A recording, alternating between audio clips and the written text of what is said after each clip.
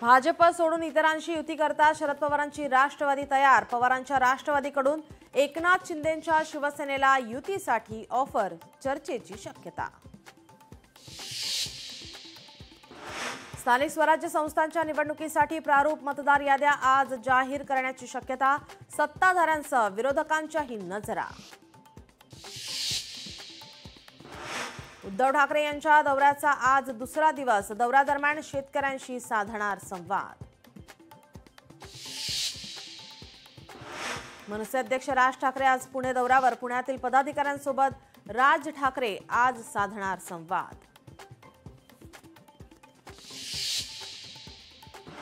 बिहारमध्ये आज पहिल्या टप्प्याकरता मतदान। 18 जिल्ह्यातील 121 जागांसाठी होणार मतदान। तेजस्वी यादव, सम्राट चौधरी आणि खेसारीसह दिग्गजांची प्रतिष्ठा पणाला। लाडकी बहीण योजनेसाठी ई-केवायसी करण्याचे निर्देश। मात्र अद्यापही निम्म्या देखील लाभार्थी महिलांची ई-केवायसी नाहीच।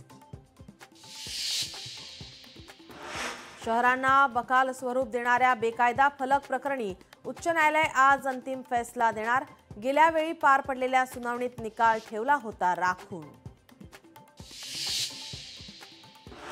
राज्यातील उर्दू शाळेत शासन आदेशाला केराची टोपली। बहुतांश उर्दू शाळेत वंदे मातरम गीताचं समूह गायन नाहीच। लोकशाही मराठीचा रियालिटी चेक। अभिनेते धर्मेंद्र यांच्या मालेगाव तालुक्यातील शाळेत देखील बोगस शिक्षक भरती घोटाळा प्रकरण।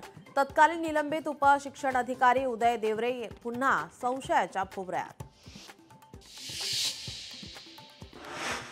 सीमांकन मतदार यादी आणि मतदार यादीमधील घोळासंदर्भात आज उच्च न्यायालयात होणार सुनावणी। 42 याचिकांपैकी 4 याचिका फेटाळल्यानंतर आज 38 याचिकांवर होणार निर्णय।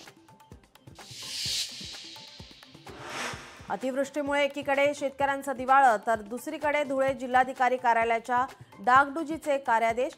जवळपास 1.5 कोटी रुपये जिल्हाधिकारी कार्यालयावर खर्च करण्याचा निर्णय चर्चेत।